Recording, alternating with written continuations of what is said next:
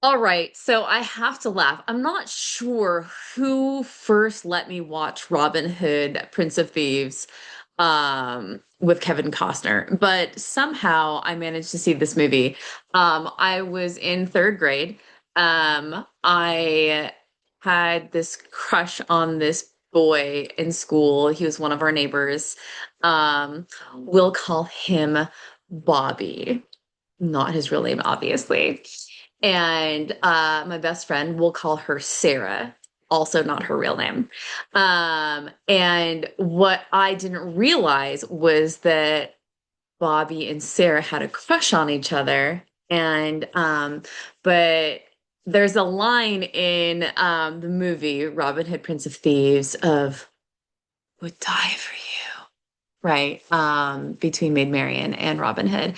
And I didn't have any like frame of reference. Like, I'm just a kid. I'm like 8 years old. Nobody's told me how to profess my love to somebody. I mean, it's cute, like when kids think they're in love, right?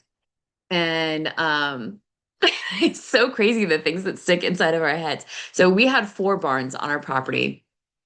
And I had been like friends with this neighbor kid, Bobby, and one of the barns had a bunch of like hay bales in it, and we're sitting there, and I got really brave, and yeah, I can't even remember how the rest of the conversation went.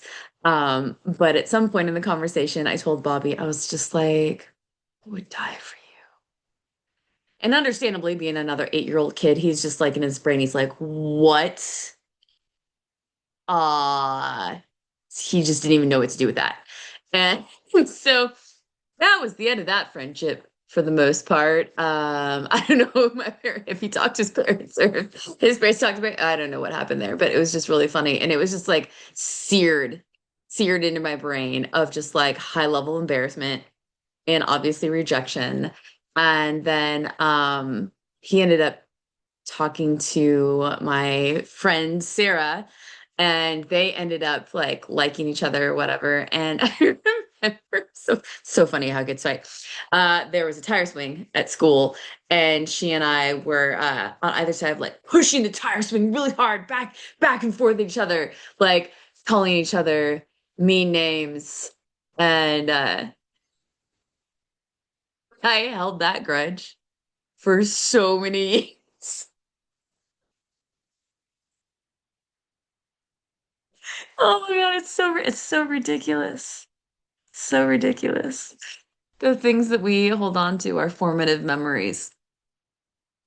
And yeah, it was just really interesting how that all played out. Um, she also was on like her dad ran our baseball, our softball team as kids. And so that rippled out. And we'll leave that story for another day of how I was treated as a kid. And that, which is too bad. But yeah, ladies and gents, if you have kids, if you could try and do a really good job of just like being tender with them and understanding and also just being really honest with them and like our modeling like the last conversation of like modeling healthy relationships and friendships and how to love yourself and how to like be mindful of like what we say to people and how we profess things and how we healthily navigate rejection. And yeah, so many things.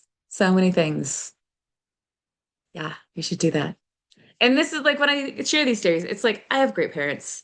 They did, I feel like, a really good job raising us, but like they have their own stuff carrying through. So, but that's your goofy story for today. Failure, missteps at a young age, and how social media, like if we don't have the frame at home, like we'll find direction and guidance wherever we can get it. If it's movies, TV, video games, apps, Instagram, Facebook, TikTok, like y'all, like if you're not holding the space and having those like honest, transparent conversations with your kids, like the rest of the world will do it for you. And that might not be a great thing. And it might be something benign and silly, like me as an 8-year-old kid, like overwhelming another 8-year-old kid. And I don't know how that impacted him. I might reach out to him since he and I are technically still friends on Facebook. I'd be like, do you remember this? Maybe he doesn't remember it at all. That'd be great. Uh, anyways, yeah, there you go.